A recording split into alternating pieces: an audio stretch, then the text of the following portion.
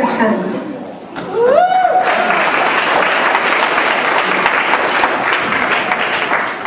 Hi everyone, my name is Jen, and I'm one of Lisa's friends from high school.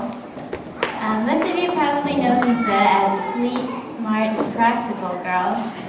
Now that she's a teacher, she doesn't just follow the rules, she's the one that sets them.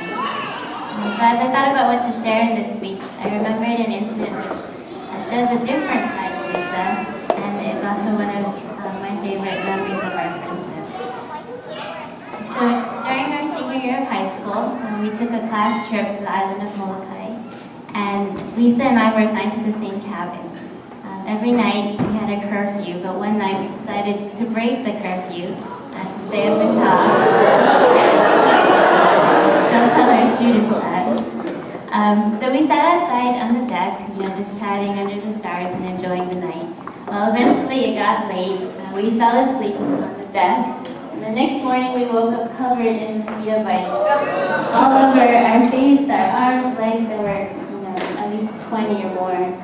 And Lisa, what was funny is she got a bite on her eyelid, so it looked like she had pink eye, when it was actually just a mosquito bite. So I thought of this story because staying out on the deck that night wasn't, the smartest and the most practical thing to do. The mosquito bites were very itchy, and Lisa got a lot of funny stares for the next couple of weeks. But I thought we have a stronger friendship and a story to laugh at because of it. And so, Lisa and Albert, as you start your marriage, I hope that you love each other deeply, even if it leads you to do silly and impractical things, because sometimes those moments are the most memorable ones. I challenge you to go beyond your comfort zone for every so often for the sake of loving each other and growing your marriage. And I'm sure everyone is. We're really honored to share this day with you, and we wish you the best. So if you'll raise your glasses with me. Lisa and Albert, may God bless you and your marriage with much joy and love, and may you in turn be a blessing to all your family and friends. Cheers.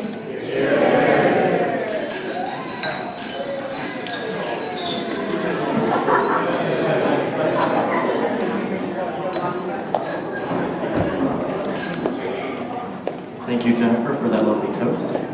Next, we have our best man, brother of the groom, hailing from Santa Clara.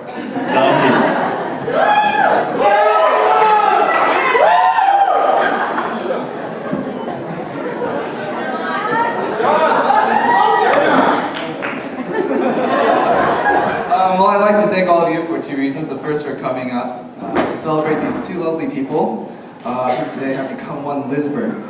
Secondly, by being here, I know that that all of you have made a positive impact in the lives of Albert and Lisa to a great degree. I'd like to thank Pastor Ryan for officiating the wedding and not cracking his signature jokes during the ceremony. Let me introduce myself as John, Albert's dapper and eligible younger brother. Upon realizing that I was to be best man, I found it a bit intimidating. This is, after all, the first wedding I've been to where I've been assigned to do something other than just eat. I got a bit more nervous when I realized I had to prepare a toast for the reception. I thought to myself, how can I do this without upsetting the couple enough to ban me from their home, thereby preventing me from ransacking their fridge every week? Well, I took it upon myself to seek advice from the mighty, infallible fountain of wisdom, the internet.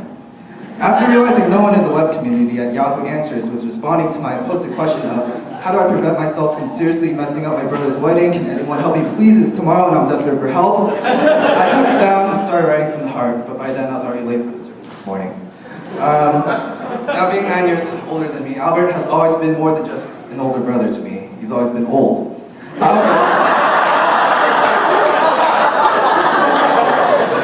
However, I could always count on him in my younger years to buy me lunch, tie my shoelaces, and play make-believe Ninja Turtles with me in the playground. Come to think of it, I can still count on him for these things, actually. In many ways, I've tried to follow my brother's footsteps. I remember picking up the guitar as a young preteen, hoping to impress all the girls at church, like how I'd imagined Albert would be doing so in college. If you want to know how well that turned out, well, let me remind you that Albert and Lisa did not meet in college.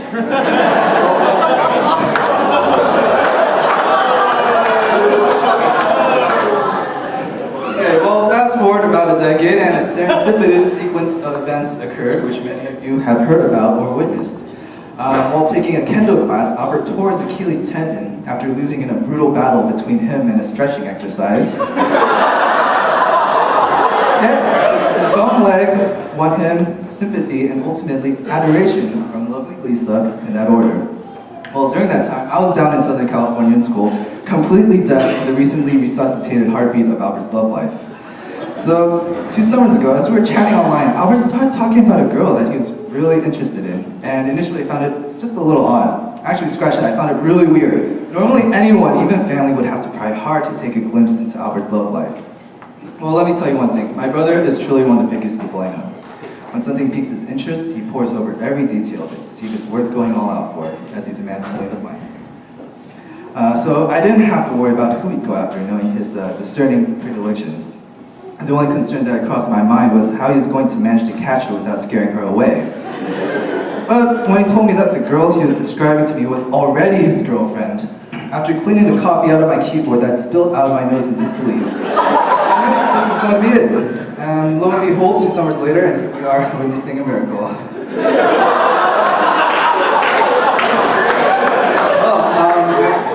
guess already, but let me thank you both right now. Albert, you've seen me through all my highs and lows. You led by example to show me what it is to be a man of God, especially after Dad took you God to do so. Dad could see you right now, like this, you know he'd be so proud of you. Lisa, you've shown so much patience and servitude with a caring heart, but these virtues are in danger of being eclipsed today by your beauty. You've both displayed maturity and much fortitude in preparing this wedding, which I'm certain will only continue throughout the rest of your marriage. So let's toast to the beginning of many years to come, full of love, joy, and familial pressure to bear children.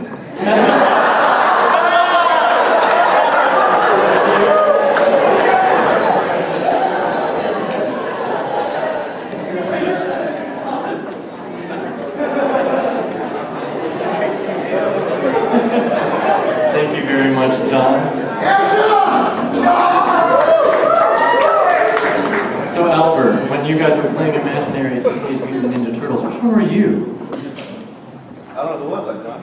I like me Donatello because he's smart than what you. Smart Dorky Donatello, excellent. So next we'll have some pictures, perhaps, but we'll start some dancing.